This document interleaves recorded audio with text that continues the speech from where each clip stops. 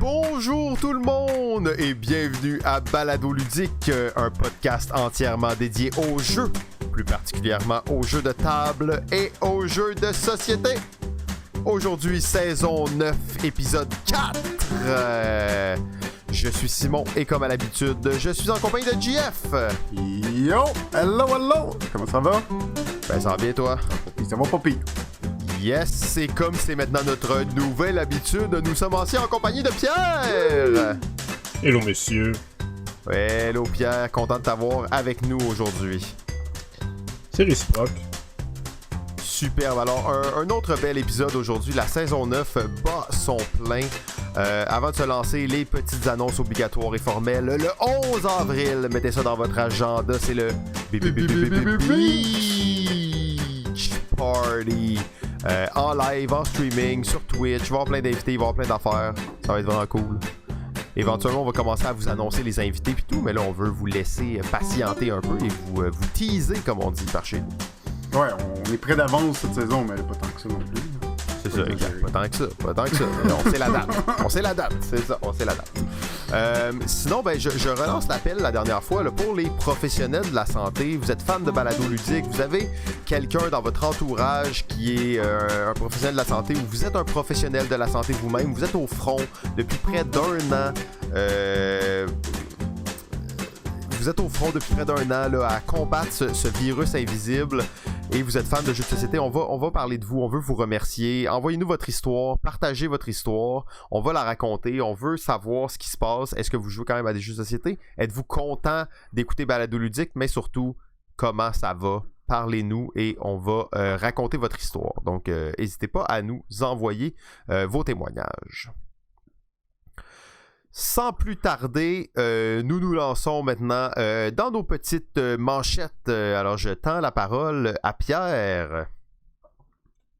Oui, effectivement, c'est une manchette qui va être assez déstabilisante pour bien des gens parmi vous.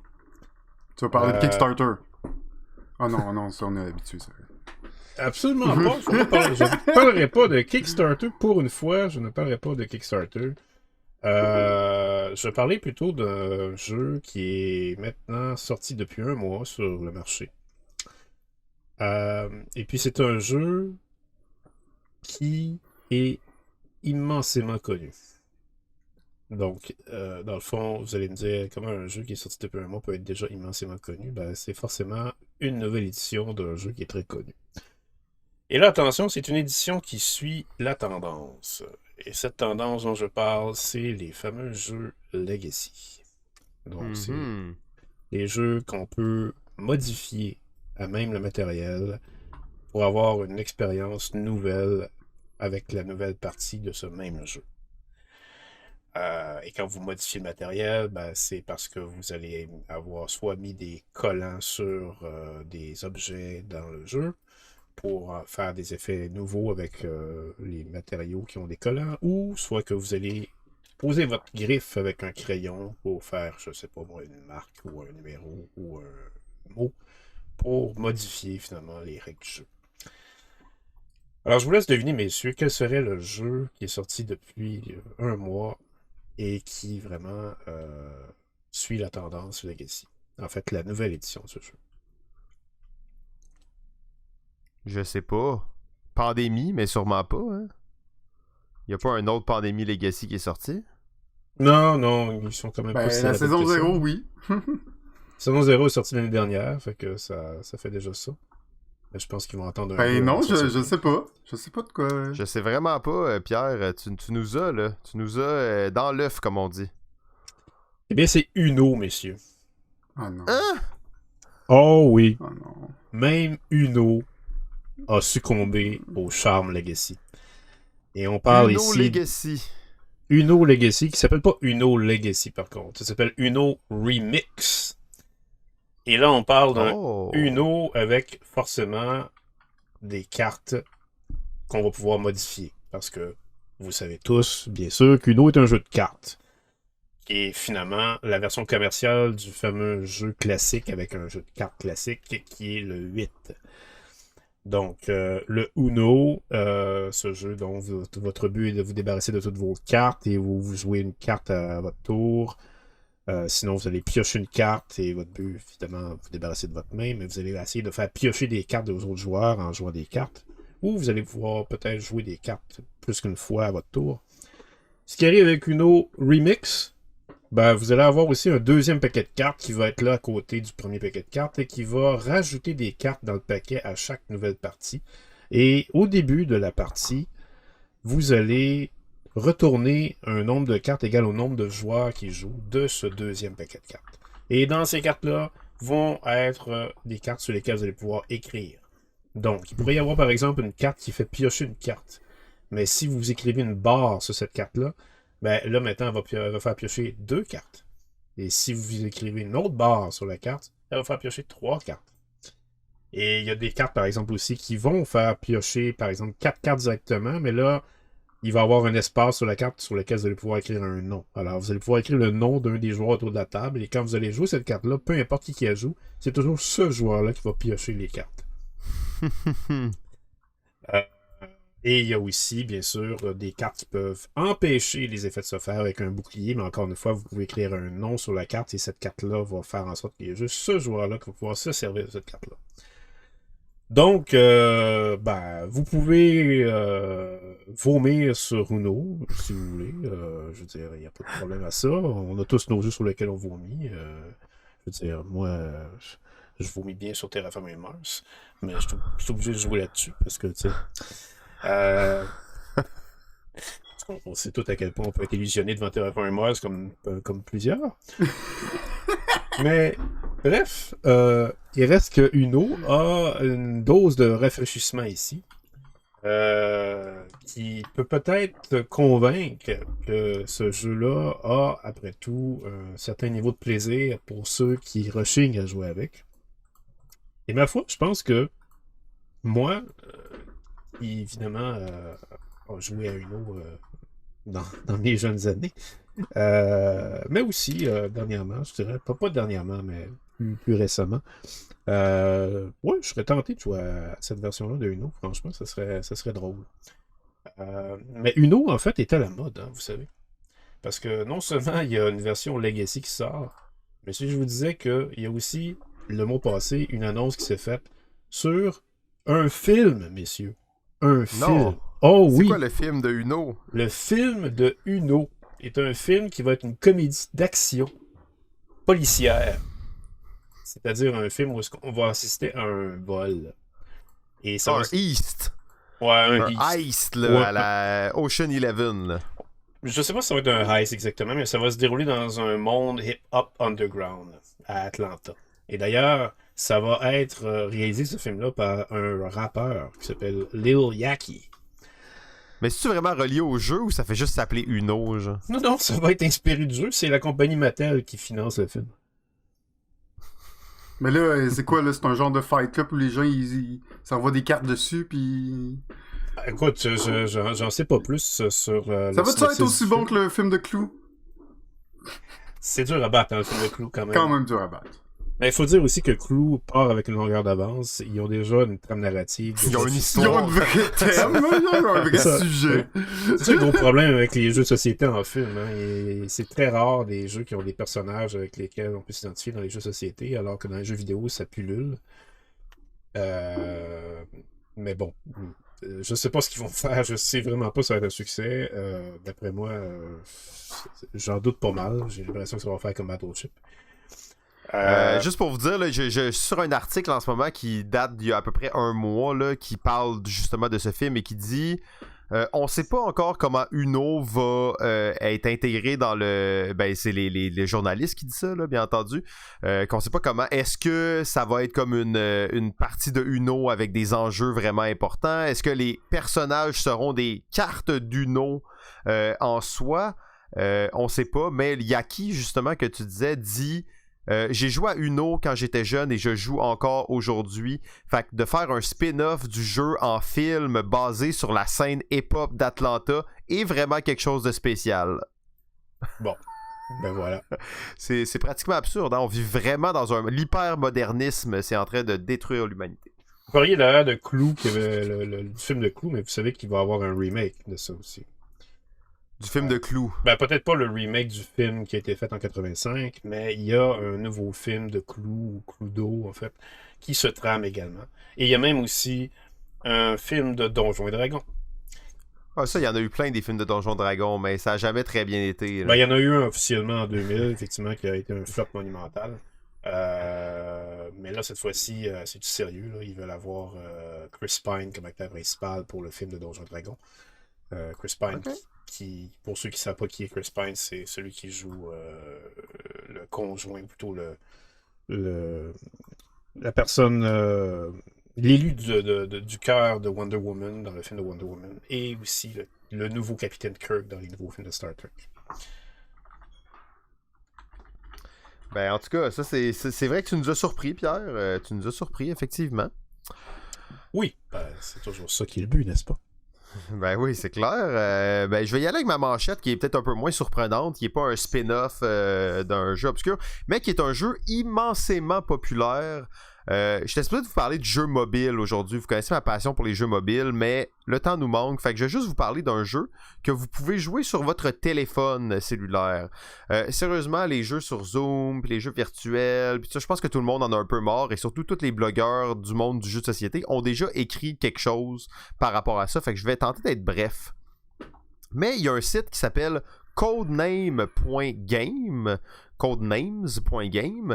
est un site, je vais vous dire, légitime, là, dans le sens que c'est un site qui est fait par Chess Game Edition, donc qui sont les éditeurs de Codename à la base. Donc c'est un vrai site web de Codename sur lequel il est possible de jouer à Codename dans comme 40 langues différentes. Là. Fait qu'il y a la version en français, bien entendu, ce qui est assez intéressant. Je dois vous avouer que jouer à Codename sur un site web, ça m'intéressait pas trop. Par contre, ils viennent tout juste de rajouter le mode Codename Duet, Codename Duo, qui est la version 2 joueurs coopérative de Codename. Ça faisait des mois que je voulais mettre la main sur une copie de Codename Duet pour jouer avec ma femme, justement. Et j'étais un peu hésitant, je le faisais pas, et de jouer à Codename Duet sur nos téléphones, chacun. On était sur le divan bien tranquille, on jouait à Codename Duet.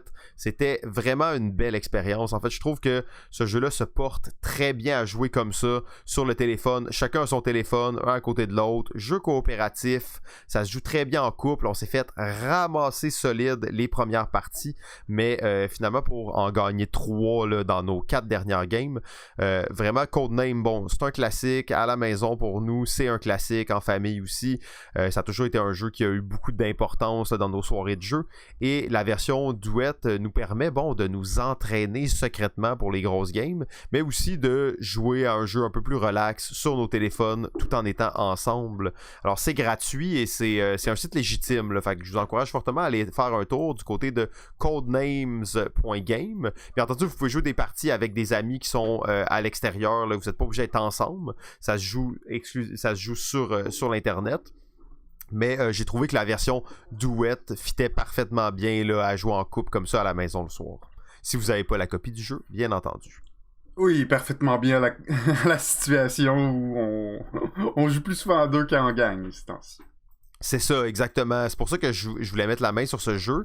Puis j'ai trouvé que l'expérience était très bien rendue là, avec leur site web qui fonctionne très bien sur téléphone, qui n'est pas une application, t'as rien besoin de télécharger, c'est gratuit.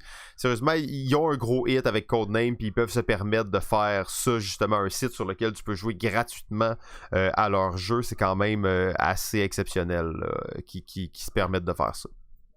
Ouais, très cool. Ben, surtout que maintenant... de plus en plus, les jeux de société adaptés en version mobile, c'est des gros jeux développés, donc qui sont payants aussi.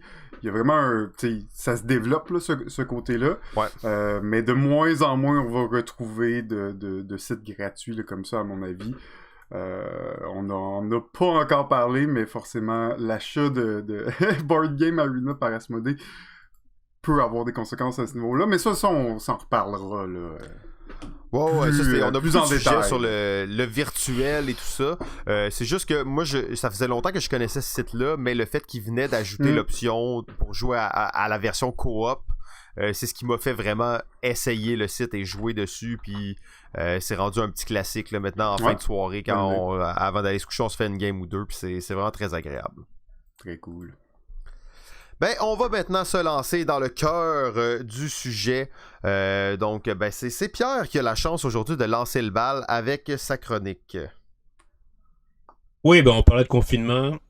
Alors, je me suis dit, ben, effectivement, quand on est confiné, si on joue pas à des jeux, qu'est-ce qu'on peut faire aussi pour se divertir en couple ou en groupe? Eh ben, c'est de regarder des films. Alors, je me suis dit, pourquoi ne pas parler de jeux et de films? Oh, ben oui, ça fit avec ta manchette en plus. Effectivement. Donc, je vais maintenant vous parler de jeux et de films, messieurs. Battleship. À vrai dire, c'est vrai que je pourrais pas vraiment vous parler de jeux et de films puisque ça a déjà été fait. Mais ouais, c'est ça que j'allais dire, là, t'es dans les traces du ludologue. Ah, ben oui. Le seul et unique ludologue du Québec, Sylvain A. Trottier, ludologue.ca. Nouveau projet, agencefriedman.com. Oui, exactement, pour le rappeler. Alors non, effectivement, je ne vais pas dédoubler le ludologue qui vous a fait part de ces millions d'informations sur les jeux et les films, saison 4, épisode 9. J'osais pas le dire, j'étais un peu mal à l'aise, mais là, je vois que Pierre, il a vraiment fait ses recherches, fait que j'applaudis ça. Bravo. Oui. Bravo. J'attendais que tu le dises, en fait, Simon, pour que je puisse te surprendre encore. Mais finalement... Ouais, c'est ça. Non, mais j'étais un peu mal, puis j'étais comme, est-ce que je le dis pas? Non, on va faire semblant de rien, puis finalement, c'est toi qui nous as surpris encore une fois. En fait, ce que je vais faire, c'est que je vais vous parler des jeux et des séries télévisées. Oh! Intéressant. Parce que il n'y a pas que les films qui ont été pataugés dans le milieu des jeux de société pour en faire soit des versions comme justement Uno qui s'en vient ou Battleship qui a été fait en 2012. Les deux meilleurs exemples, tu sais. Oui. Il y a aussi les séries télévisées. En fait, les séries télévisées n'ont pas fait ils n'ont pas été conçus autour de jeux de société. Ce serait complètement démentiel de faire des épisodes d'une heure au nombre de 9 ou 10 sur un jeu de société. Quoique Pandémie Legacy, je pourrais vraiment imaginer qu'ils fassent un spin-off éventuellement. Ouais, Pandémie Legacy, à vrai dire, c'est vrai que... ouais. Parlez pas de ça, là, j'en parle tantôt. Là. Ah, ok. Je dirais plutôt... Ce que les séries ont fait, par contre, et ils l'ont fait plusieurs fois, c'est qu'ils ont, je dirais, titillé leurs téléspectateurs avec des jeux inventés de toutes pièces pour les séries. Oui. Et là, ça devient vraiment tout un phénomène parce que forcément que quiconque aime le moindrement jouer à des jeux et commence à être fanatique d'une série télévisée, ben, va voir le jeu commencer à être joué à l'écran, il va commencer à se dire, mais hey, pourquoi on n'a pas ça, ce jeu-là? J'aimerais essayer ça, moi. Mais l'idée aussi, c'est que les séries télévisées, souvent, ont eu cette fâcheuse manie, pas de fâcheuse manie, c'est plutôt une manie, je dirais, qui ont développé avec un malin plaisir de se moquer des jeux de société, c'est-à-dire de se moquer de cette vision que monsieur, madame, tout le monde va avoir des jeux de société, c'est-à-dire des occasions où est-ce que c'est tellement facile de décourager le monde qui joue pas souvent des jeux en leur expliquant des règles et en faisant des expériences beaucoup plus encombrantes et décourageantes qu'amusantes parce que les règles en sont d'une complexité infinie. C'est presque pas des vrais jeux, là, tu sais. Ben, en fait, on a de la misère à voir comment ça pourrait être commercialisé comme jeu, tellement c'est expliqué d'une manière complètement absurde. Un exemple, je dirais, qui est peut-être un des plus anciens, c'est un jeu qui vient de Star Trek. La série de Star Trek a eu plusieurs occasions de mettre en valeur des jeux de société. D'ailleurs, il y a des jeux de société qu'on a vus dans la série de Star Trek autant de la série originale des années 60 que de la série Next Generation des années 80. On a vu de ces jeux qui ont été présentés dans la série et qu'on a vu sur le marché ensuite. Par exemple, les échecs en 3 dimensions, avec 3 plateaux. Qu'on voyait Spock et Kirk jouer à ça éventuellement. Et on a vu aussi un jeu qui s'appelle Terrasse, que j'ai dans ma collection, qui est un jeu inventé aux Pays-Bas dans les années 50 et qui a été très très apprécié du monde des jeux stratégie abstrait parce que c'est quand même assez unique comme jeu. Et on l'avait utilisé dans Star Trek The Next Generation parce qu'il y a un côté, il y a un aspect très futuriste quand on regarde le jeu au premier abord. Mais ça, c'était des jeux inventés pour la série. En fait, pas pour la série, qui avait déjà été inventé avant que la série les utilise. Un jeu, par contre, qui a été inventé par Gene Roddenberry, le créateur de Star Trek, pour Star Trek. On le vu apparaître dans la saison originale de Star Trek. Je crois que c'était dans la 2e saison de la série originale, où Kirk est prisonnier sur une planète avec Spock et Bones, le médecin. Et ils sont prisonniers en étant surveillés par des gardes qui sont en train de jouer aux cartes. Et ils jouent avec des cartes très conventionnelles, alors qu'ils sont sur une autre planète. Là, allez savoir comment ça peut se faire, mais bref. Kirk, évidemment, est connu dans les fans de Star Trek pour être un homme très très fort sur le bluff et la ruse. Il se tire souvent de ces situations avec ça. Et il commence à jouer avec l'orgueil du chef des gardes en disant qu'il connaît un jeu de cartes qui est beaucoup plus exigeant en intelligence que celui avec lequel il joue présentement. Alors, il n'oserait pas trop vouloir leur faire perdre du temps en leur expliquant le jeu. Alors, évidemment, ça titille tout de suite le chef des gardes qui veut tout de suite connaître le jeu, qui pense qu'il est assez intelligent pour comprendre, et il demande à Kirk d'expliquer le jeu. Et le jeu, Kirk, évidemment, l'invente sur le champ. Il lui donne le nom de Fizzbin, F-I-Z-Z-B-I-N. Il dit que ça vient d'une autre planète, avec un autre sorte de paquet de cartes, mais qu'on pourrait quand même l'adapter avec un jeu de cartes conventionnel. Et là, il commence à expliquer le jeu.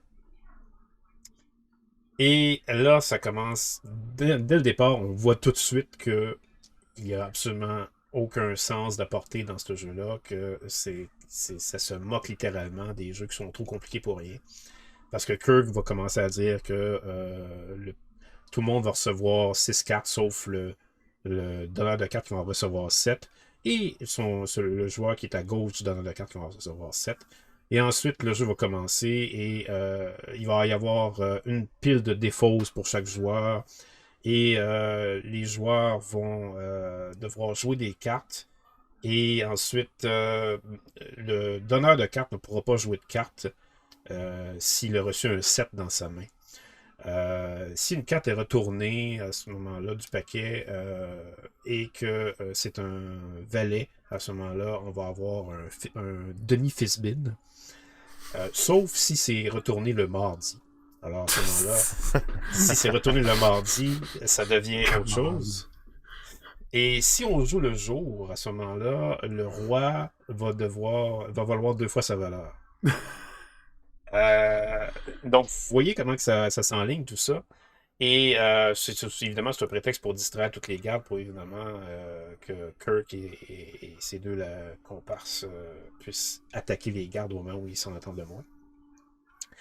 Mais les Trekkies, évidemment, ont retenu cet épisode-là.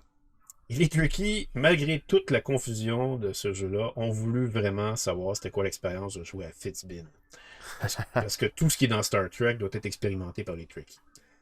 Alors, il existe la version de Fizzbin.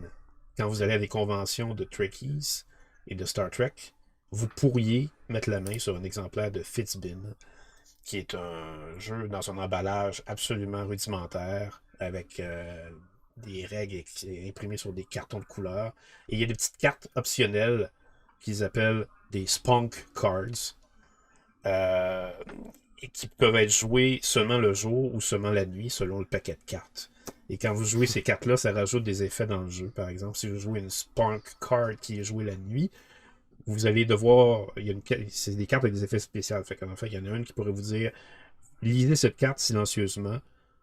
Si on est lundi ou vendredi, recevez une carte de chaque joueur. Si on est samedi ou jeudi, mettez votre tête en dessous de la table et miaulez comme un chat. C'est ton genre de jeu, ça, Pierre, non? Tout à fait. Je veux jouer à Ah, Football. ouais. T'as déjà joué? J'ai jamais joué, mais je vais vous avouer que l'envie m'en manque pas du tout. T'aimerais ça, là. Oui, j'adorerais ça jouer à ça, évidemment, parce que c'est plus un jeu bizarre pour moi, plus ça vaut la peine d'être joué. Il y a eu un clin d'œil à cet épisode de Star Trek dans la série Friends.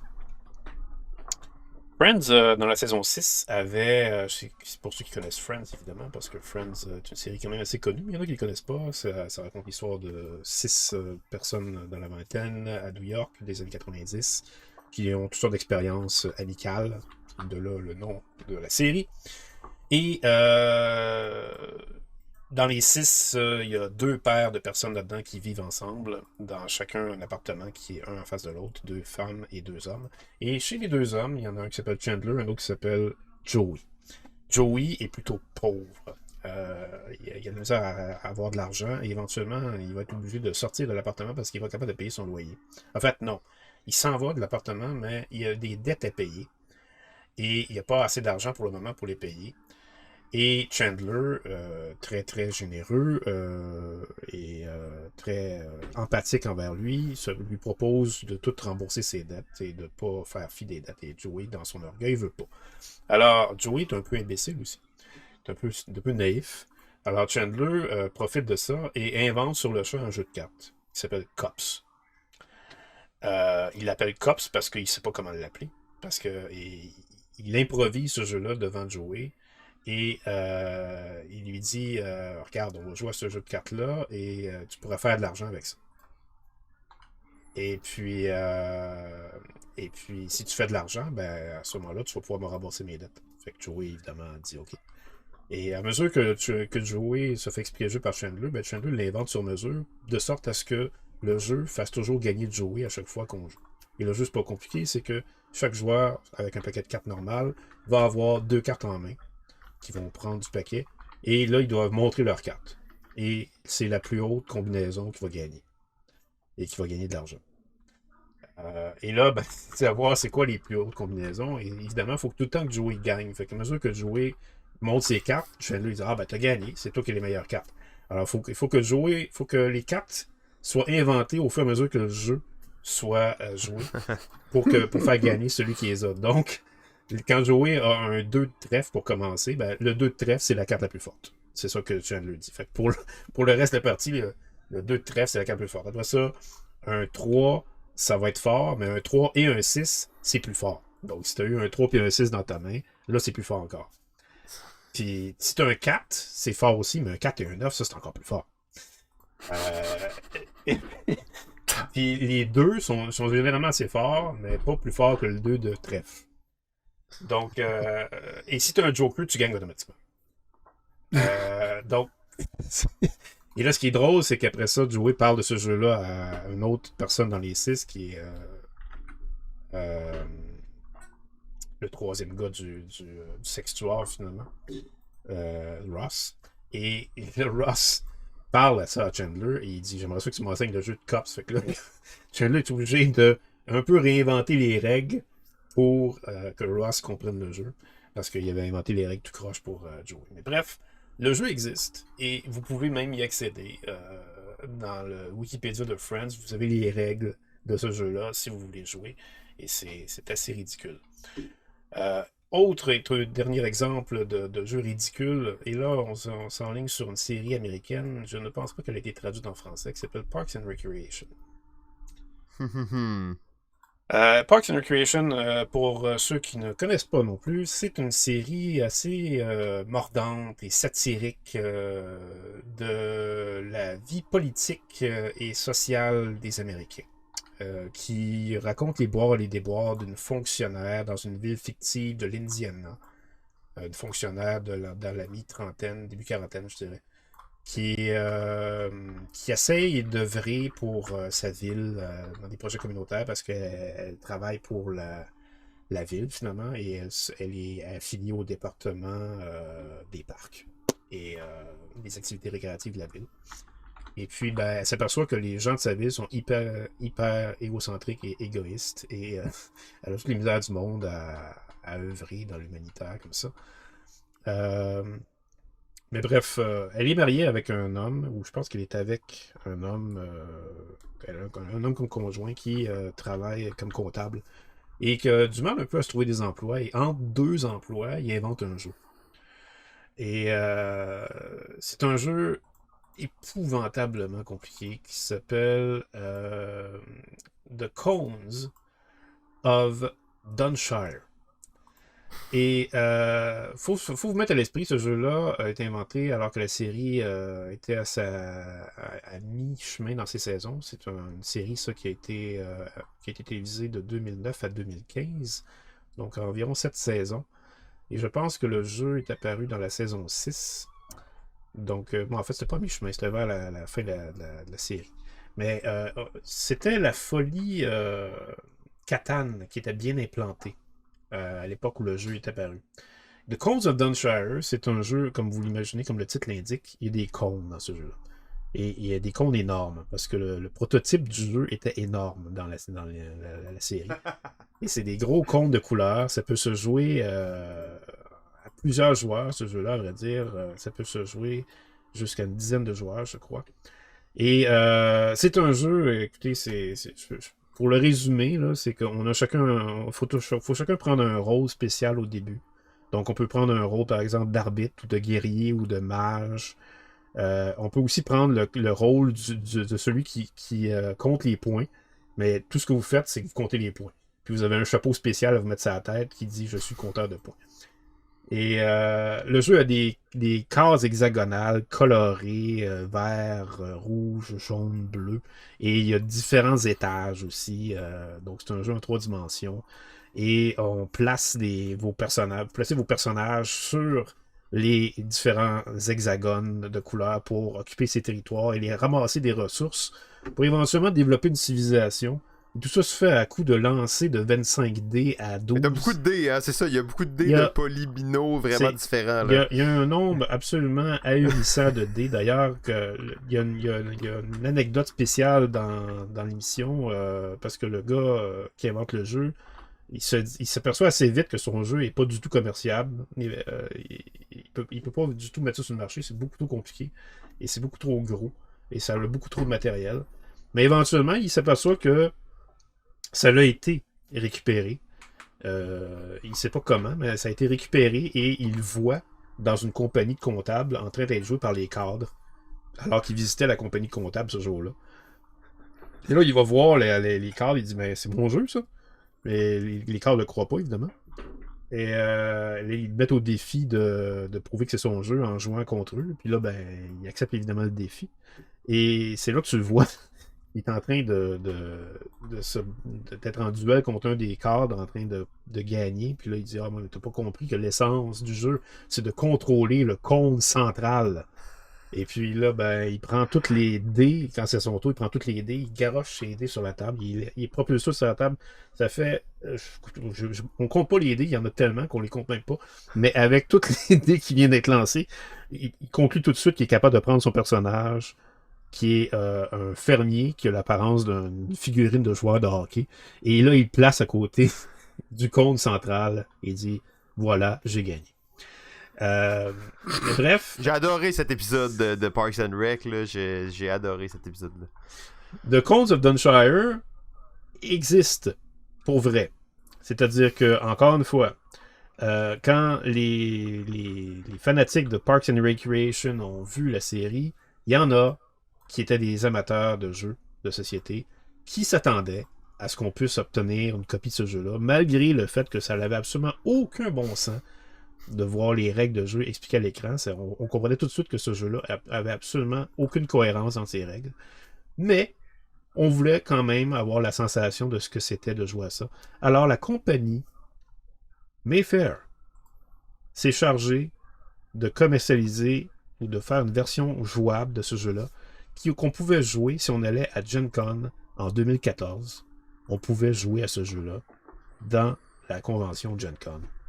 Et paraît-il que les expériences étaient assez intéressantes.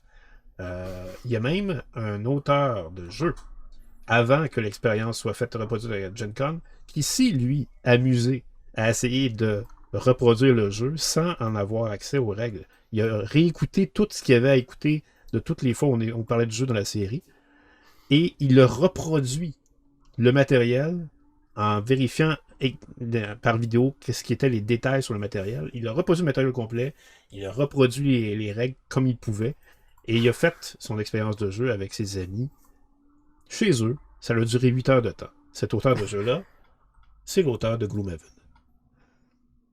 Oh! Wow! C'est une belle fin pour une chronique. Bravo. 10 sur 10. Nice, très cool. Très cool. Je pensais que, en fait, je vais peut-être juste rajouter 2-3 trucs, parce qu'en disant ça, moi j'ai pensé à certaines séries aussi, puis je vais juste parler rapidement de Big Bang Theory, dans laquelle on voit aussi beaucoup de jeux de société, comme le jeu Talisman ou même Catan. Faut dire que que Big Bang Theory est aussi connu pour jouer au Boggle Klingon. Ou des jeux de rôle Donjons et Dragons. Puis peut-être le jeu le plus connu là, de cette série, c'est la variante du célèbre Roche-Papier-Ciseaux, qui est Roche-Papier-Ciseaux Lézard Spock. Donc quand même une série assez geek qui parle de jeux de société. Et sinon, je voulais peut-être faire une petite mention aussi à la série The Witcher, qui est un jeu vidéo à la base, mais qui, dans ce jeu vidéo-là, il y a un jeu de cartes qui s'appelle le Gwent, et le Gwent, maintenant, c'est un jeu, ils l'ont édité comme un jeu de cartes indépendant, puis c'est un vrai jeu que tu peux jouer dans The Witcher, le jeu vidéo. Tu peux t'asseoir à une table puis jouer au vrai jeu du Gwent d'une certaine façon, mais ils l'ont transposé là, à l'extérieur du jeu là, pour que ça devienne un jeu indépendant. C'est mes deux petits exemples là, que je voulais rajouter là, pour ce sujet-là, mais c'est très intéressant. Bon point. D'ailleurs, je renchérirais sur le fait de faire des jeux dans les jeux. Le monde de Donjons et Dragons aussi a ça. Le monde de Donjons et Dragons a son jeu de cartes qui a été créé dans l'univers de Donjons et Dragons, qui a été assez populaire pour être reproduit ensuite dans notre monde à nous. C'est le jeu de cartes Three Dragon Ante. Et c'est d'ailleurs un très bon jeu, je peux vous confirmer. C'est un jeu qui a été réédité à plusieurs reprises. C'est un jeu de levée qui a des règles assez inusitées. C'est à conseiller si vous avez jamais joué à ça. Quand même assez intéressant. Cool. Je pourrais pas ne pas mentionner, quand on parle de téléséries et de jeux de société, mentionner dans le fond les Community, qui est une série culte aussi, bien entendu, de l'auteur de Rick and Morty, dans lequel il y a des parties de Donjons Dragons qui vont se jouer. Des parties assez épiques de Donjons Dragons. D'ailleurs, c'est des épisodes là, que je vous recommande fortement. C'est bien intéressant tout ça. Il y a encore plus à dire, je le sens, mais bon, on va tout de suite passer à la prochaine chronique. De mon côté, yes. comme ça va être mon habitude de temps en temps, de faire des méga chroniques. C'est une chronique qui sera probablement en 3 parties. Je sais pas exactement combien, ça risque d'être 3 parties. Et aujourd'hui, on aura la première partie. C'est une chronique sur les fameux droits d'auteur. Les mythes des droits d'auteur. Et ça part toujours de la même question. Est-ce que je dois avoir peur que quelqu'un vole mon idée de jeu vraiment révolutionnaire? La réponse courte qui est ceci, c'est oui, vous devez avoir peur. Steve Jobs l'a dit, les bons artistes copient et les très bons artistes volent. Alors que faire pour se protéger? Arrêtez de penser à ça et travaillez sur votre jeu. Donc, ça, c'est tout ce que j'avais à dire pour les auteurs.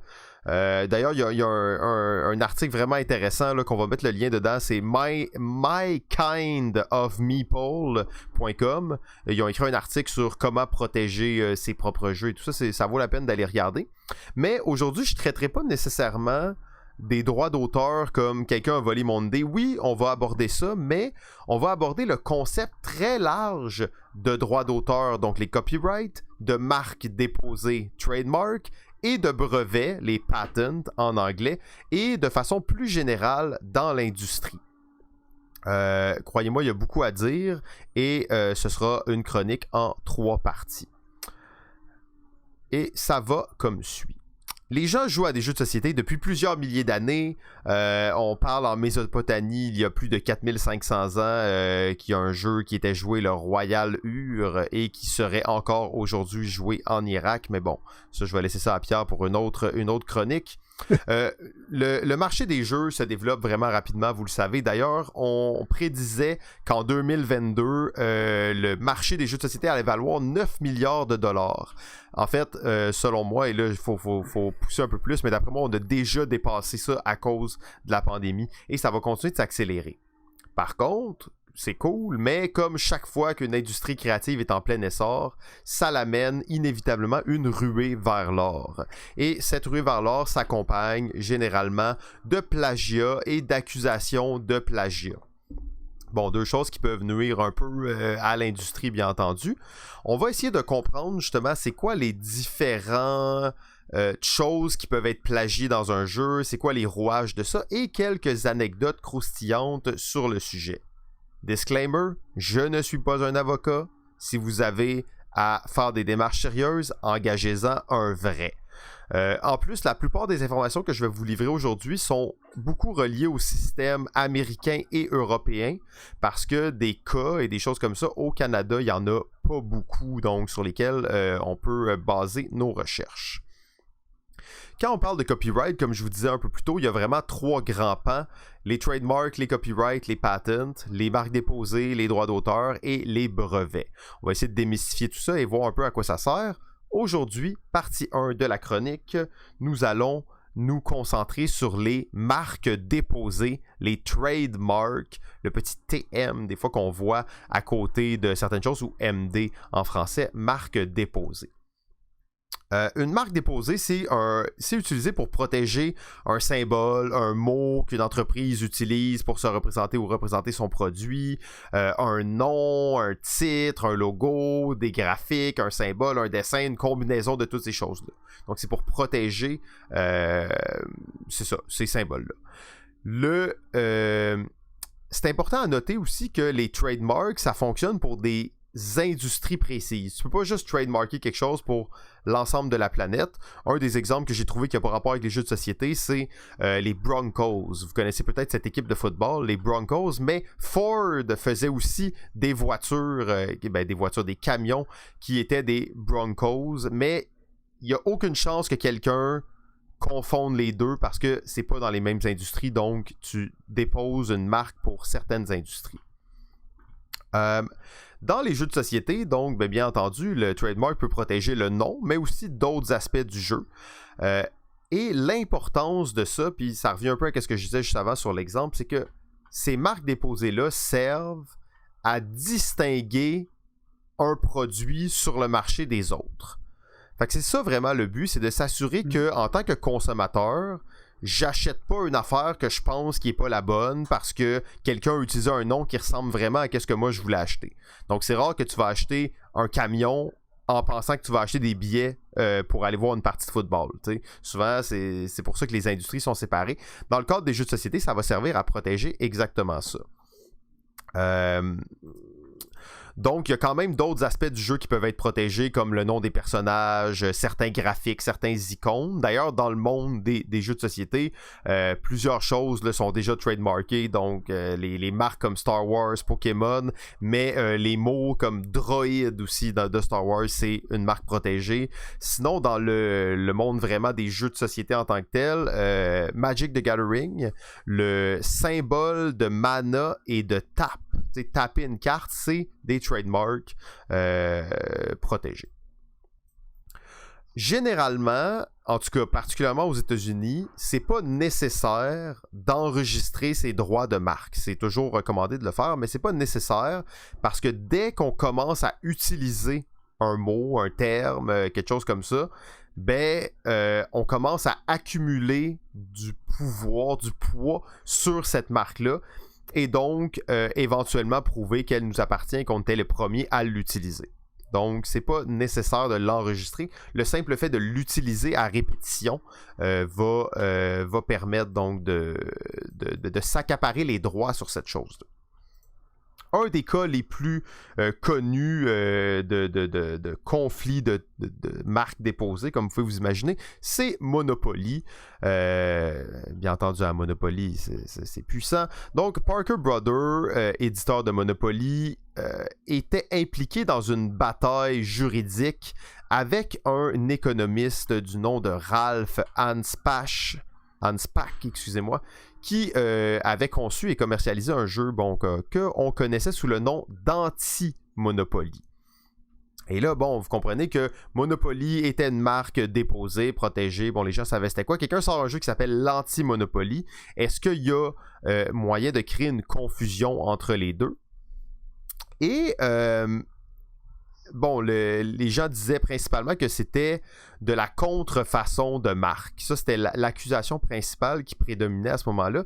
Et, pas contre toute attente, mais j'avoue que moi, j'étais étonné de voir le jugement.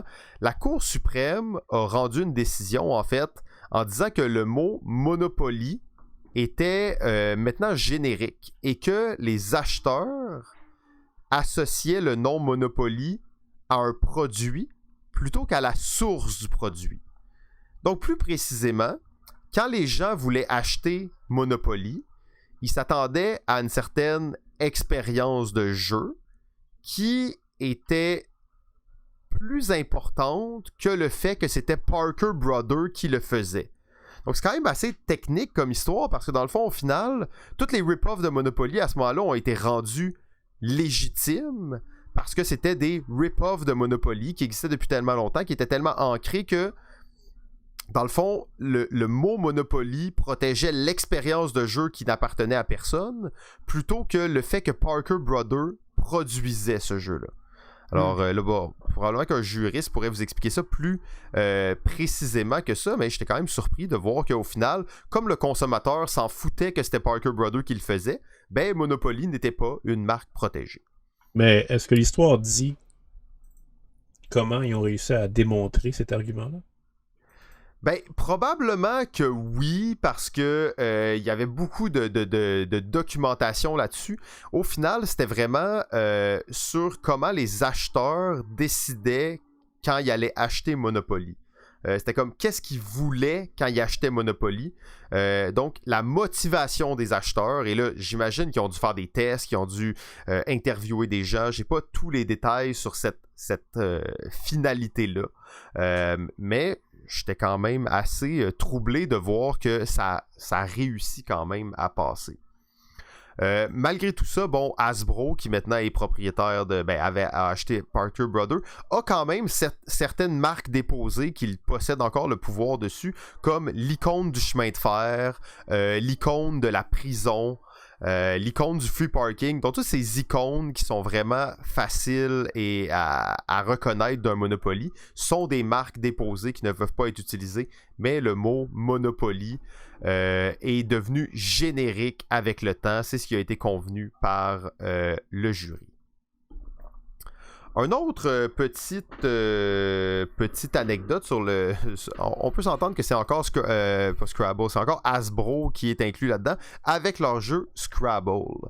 Et ça, c'est quand même assez récent parce que c'est issu d'une application d'un jeu sur Facebook. Alors, c'était deux frères indiens de la compagnie RJ Software, alors qui ont développé un jeu qui était un rip-off de Scrabble, qui s'appelait Scrabulous, et il faisait de la pub sur Facebook pour que les gens jouaient à ça. Et ça, c'est pas un débat ou un conflit qui a été réglé en cours. Donc, on a très peu de détails sur cette histoire-là. Ça a été réglé directement entre Hasbro et RJ Software. Donc, on n'a pas les détails de l'entente, mais au final, RJ Software a changé le nom pour Wordscraper. Et là, après, c'était correct. Est-ce qu'il y a eu de l'argent qui a été versé pour abandonner une poursuite, quelque chose comme ça? Malheureusement, l'histoire ne le dit pas, mais Hasbro s'est déclaré satisfait du changement de nom et a dit que pour eux, c'était correct de ne pas aller plus loin. Alors, le jeu a été renommé Word Scraper et c'est ça, on rappelle que Hasbro est propriétaire de la marque Scrabble aux États-Unis et Mattel détient là, les droits pour le reste de la planète. Donc, encore là, c'est pas nécessairement toujours les mêmes qui possèdent les droits sur un jeu. Je vais terminer ça en rafale avec des... Ça, c'est comme des cas plus gros de compagnies qui ont vraiment du poids. Puis que, tu sais, quand Hasbro dit « utilise pas ce nom-là », ben en fait, c'est ça. Je vais vous aller quelques anecdotes. En ASN en 2020, ASN en 2000, il y a 2 jeux qui allaient sortir qui s'appelaient Online. Un par Hasbro et un par un éditeur un peu plus obscur qui s'appelle Franjo. Inutile de vous dire lequel qui a dû changer de nom. Vous pouvez comprendre que Franjo a changé le nom. Et d'ailleurs, ils ont appelé ça Offline au lieu de Online. Au final, la blague dit que Franjo a quand même eu une meilleure note sur BGG que la version modernisée de 1000 bornes que sortait Hasbro cette année-là. Un exemple sinon assez intéressant, je vous ai dit tantôt que Droid était une marque déposée. Eh bien, en 1985, il y a une compagnie qui voulait sortir un jeu qui s'appelait Battle Droid. Mais en fait, Droid était une marque déposée par LucasArts et ont dû changer le nom du jeu pour BattleTech. Alors, ils n'ont pas eu le droit d'utiliser ça. Sinon, on a la compagnie Cheap As Game, qu'on connaît, qui font des petits jeux de carton et tout ça, qui ont sorti un jeu qui s'appelait Before I Kill You, Mr. Bond. Bien entendu, Mr. Bond, je pense que s'il y a un agent secret qui est connu dans le monde, c'est bien celui-là. Alors, ils n'ont pas eu le choix de changer le nom à cause, encore une fois, d'une marque déposée pour appeler ça Before I Kill You, Mr. Spy. Un autre petit exemple que j'ai trouvé assez drôle, qui n'a pas été en cours ou rien de ça, c'est le jeu Star-Lord. Star-Lord, je ne sais pas trop c'est quel genre de jeu, mais ce jeu-là est sorti en 1977, la même année que Star Wars est sorti. Et le jeu s'appelait Star-Lord, et en fait, la compagnie qui publiait ça s'appelait Gamma 2. Et ils ont eu comme tellement peur d'avoir des problèmes qu'ils ont mis un autocollant sur la boîte qui disait qu'il n'y a aucune affiliation entre ce jeu et le film Star Wars. Juste pour être sûr de se backer, ils voulaient être certains de ne pas avoir de problème. Un des autres trucs, c'est la compagnie Wizard of the Coast. Comme quoi, même les gros peuvent avoir certains problèmes. Ils ont sorti le jeu Legend of the Five Rings. Et... quand ils ont sorti ça, le logo du jeu, en fait, c'était 5 anneaux de couleurs liés ensemble. Et il semblerait que le comité olympique n'a pas apprécié. Donc, ils ont dû changer leur logo pour le jeu, juste à cause que ça ressemblait probablement trop au logo des Olympiques. Dernier exemple qui est pas nécessairement, encore une fois, quelque chose qui est allé en cours, mais que j'ai trouvé vraiment intéressant. Et en plus, ça, c'est un jeu rare. Fait que probablement que Pierre aura peut-être quelques informations sur ça à nous donner. C'est le jeu de Blade Runner. OK? Alors, ça, c'est un jeu qui est jamais sorti pour de vrai. C'est pour ça qu'il n'y a comme pas de conflit réellement. Le jeu n'a jamais été sorti pour de vrai. En 1982-1983, il y a une compagnie qui a eu les droits.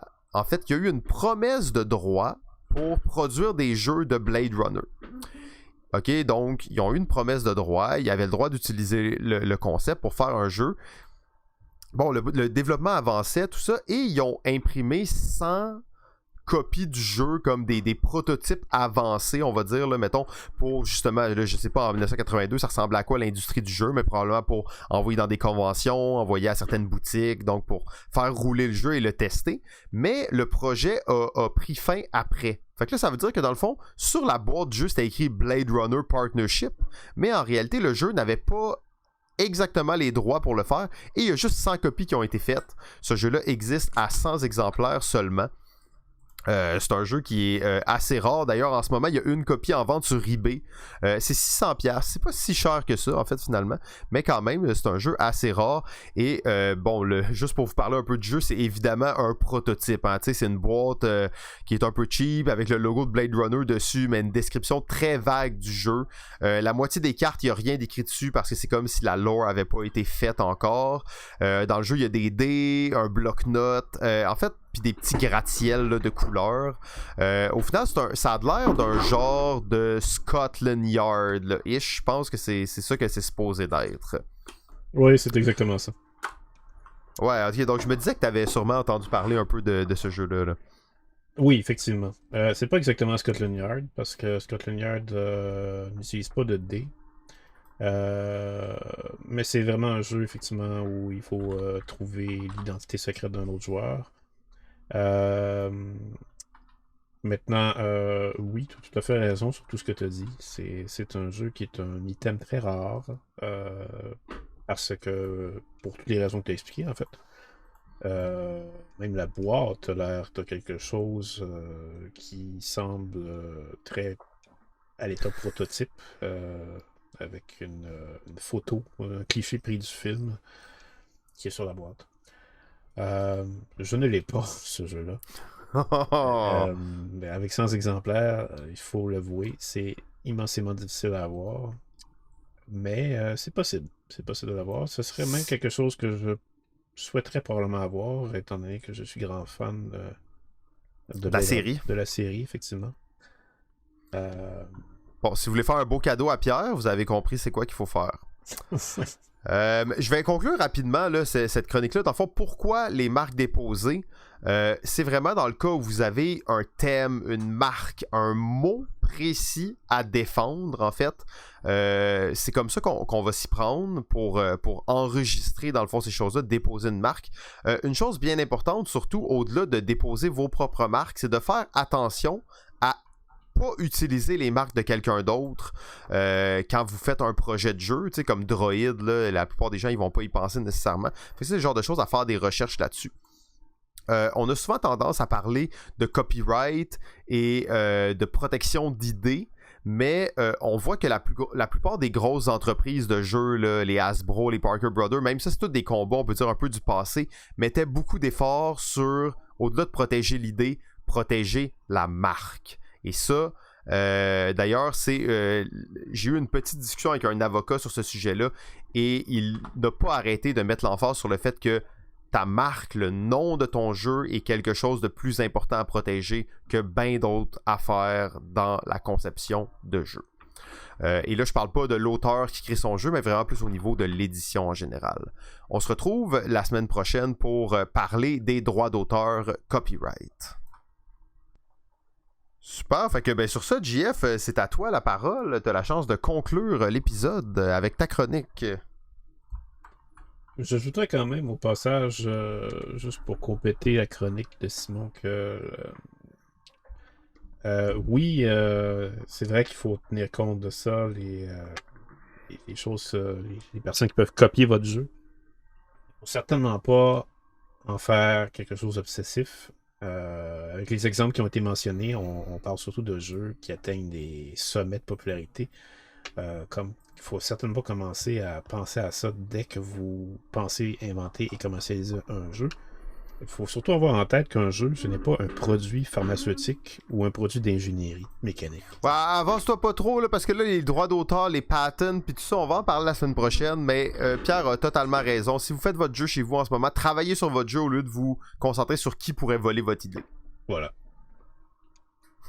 J'ai eu peur que tu t'emportes, puis là, que tu... Ben oui, faut pas spoiler tout mon travail. de la semaine prochaine et tout.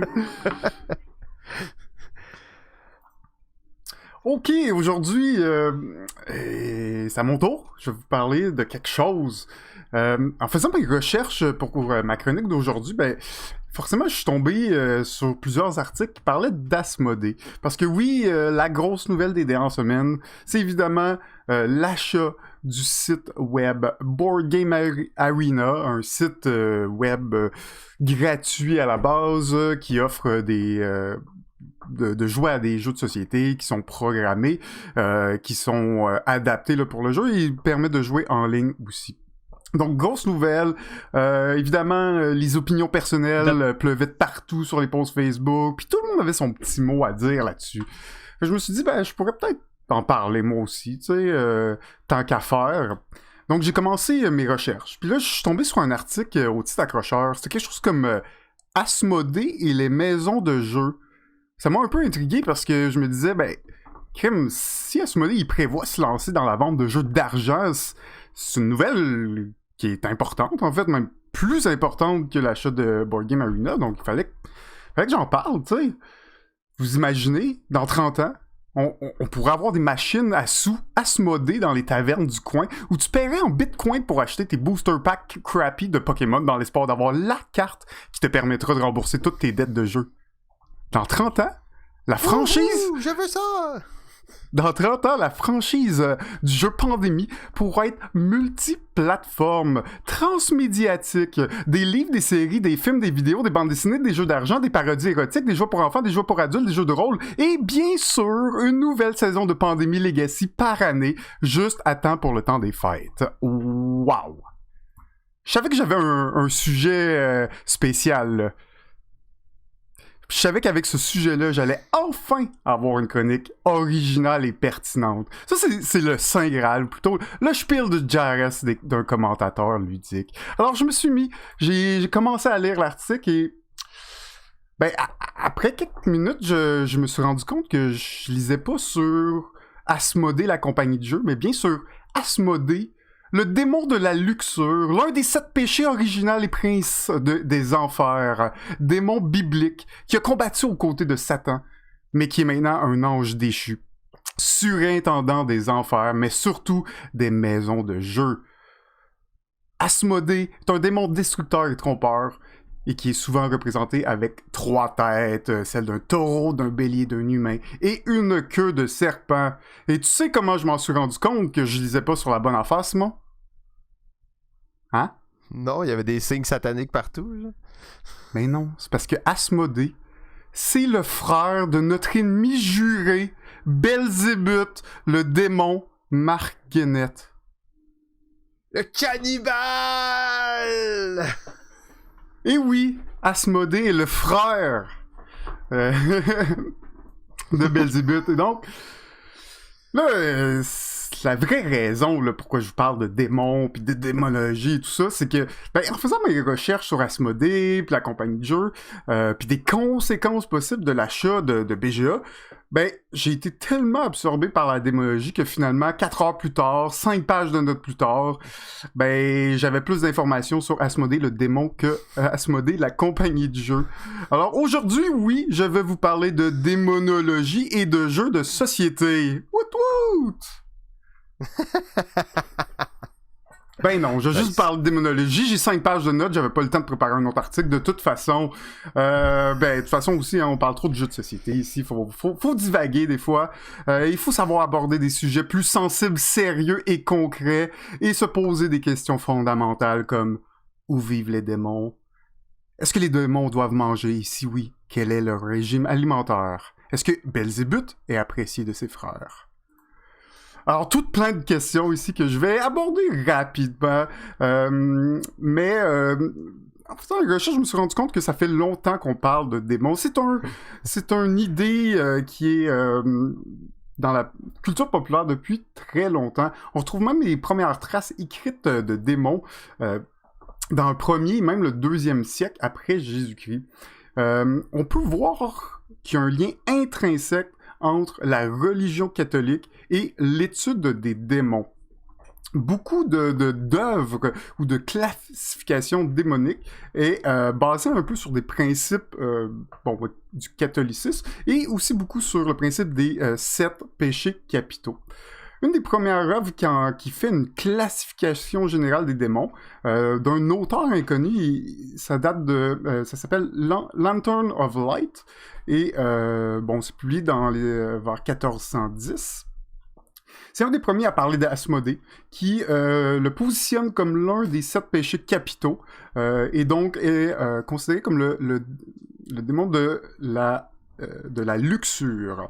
À côté de lui, ben évidemment, Lucifer, Belzébuth, Satan, Abaddon, Mammon, Belphégor, entre autres, font partie des autres démons et péchés capitaux qu'on retrouve dans le christianisme. Cette idée a été reprise un petit peu plus tard avec Cornelius Agrippa en 1510, qui, lui, nous présente un ordre de démons à l'ordre de 9. Donc, encore une fois, Belzébuth est présent, Satan aussi. Asmodée, à ce moment, dans son œuvre à lui, est considéré plus comme un démon de vengeur, méchant. Donc, c'est un peu ça sa vision à lui. Plus tard, en 1589, Peter Binsfield reprend le principe du livre Lantern of Light en se rebasant sur les 7 péchés capitaux. Il change quelque chose, quelques noms, quelques principes de l'œuvre originale, mais dans son œuvre, Asmodée se retrouve encore le démon de la luxure.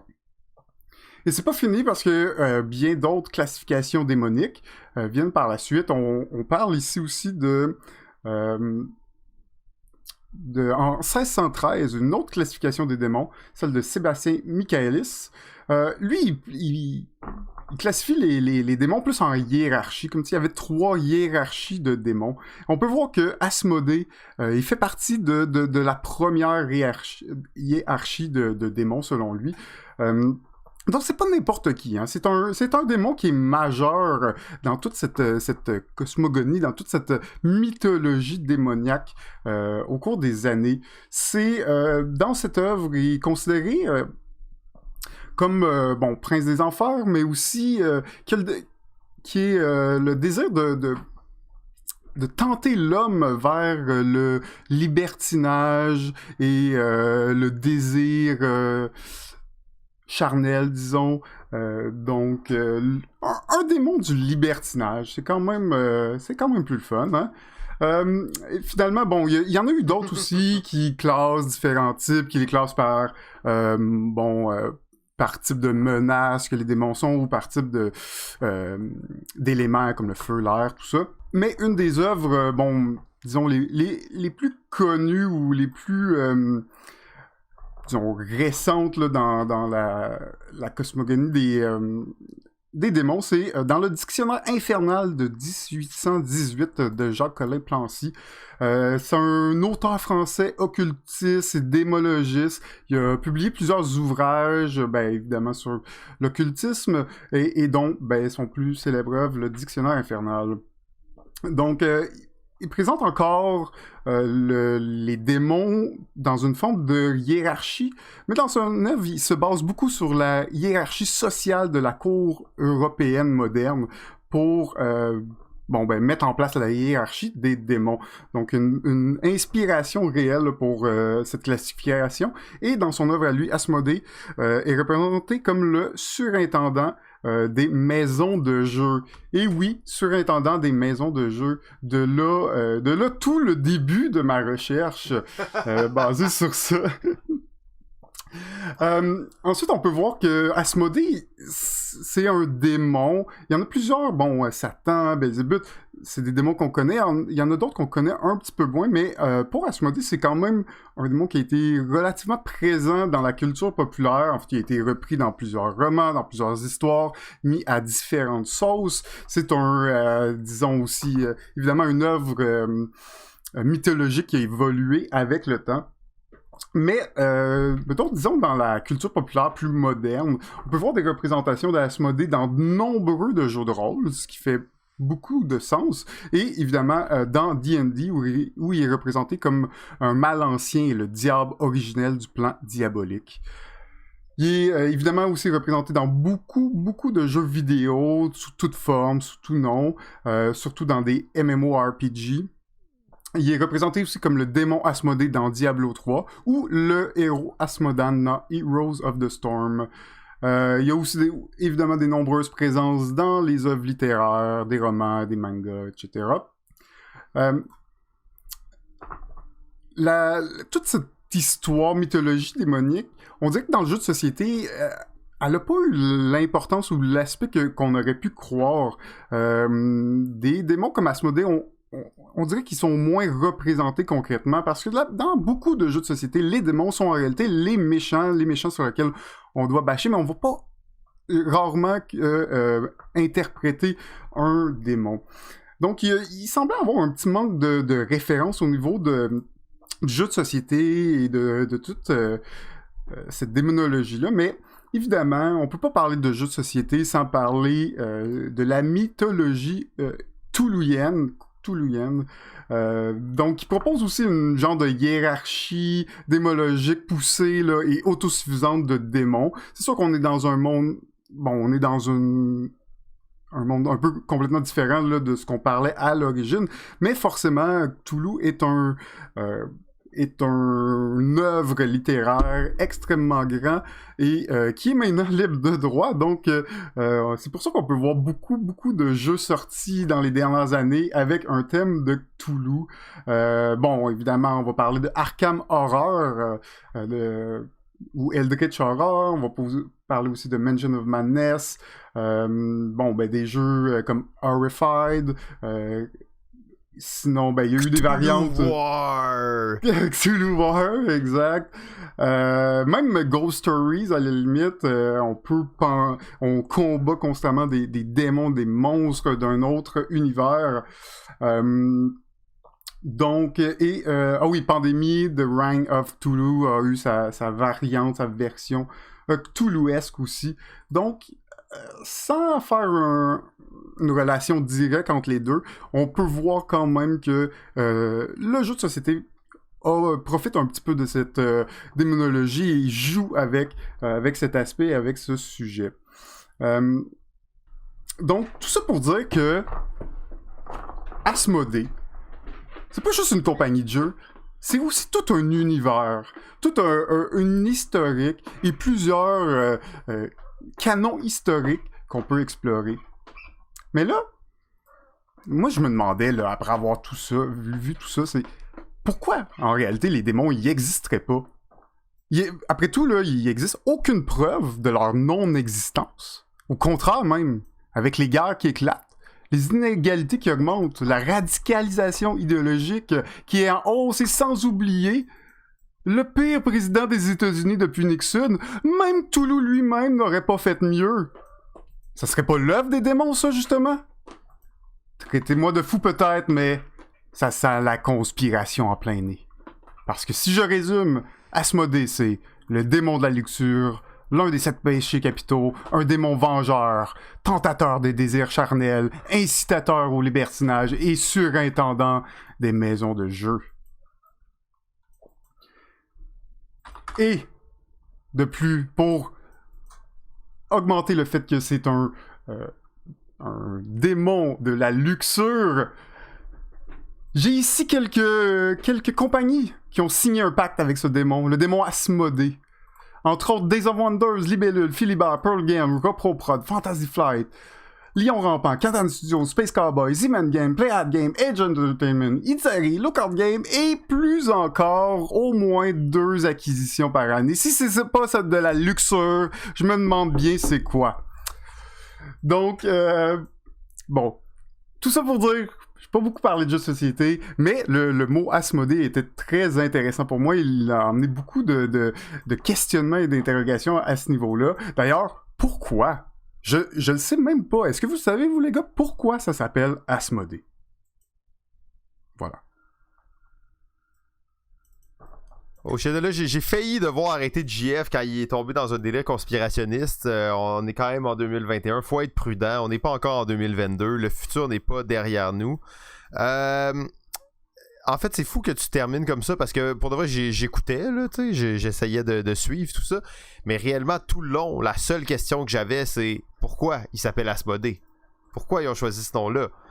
Fait que j'espère que Pierre aura plus d'informations que moi à ce sujet-là.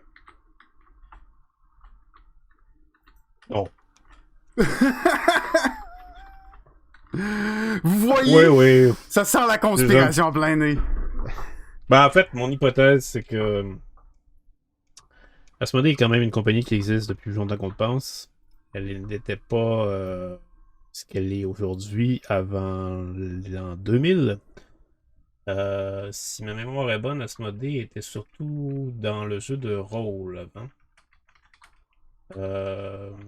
Ouais, beaucoup plus dans distributeur et distributeur, Ouais. beaucoup de jeux de rôle en effet. Donc, ils ont timidement, mais sûrement commencé à s'intégrer dans le jeu de société à partir de 2000. La bombe, je dirais, qui les a fait propulser dans notre univers, c'est Jungle Speed.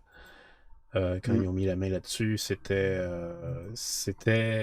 carrément la luxure qui était au rendez-vous, effectivement, avec les plus grosses ventes pour un jeu de société en France qui avait été faites depuis belle lurette, je dirais. Les auteurs de Jungle Speed se sont mis millionnaires en un rien de temps.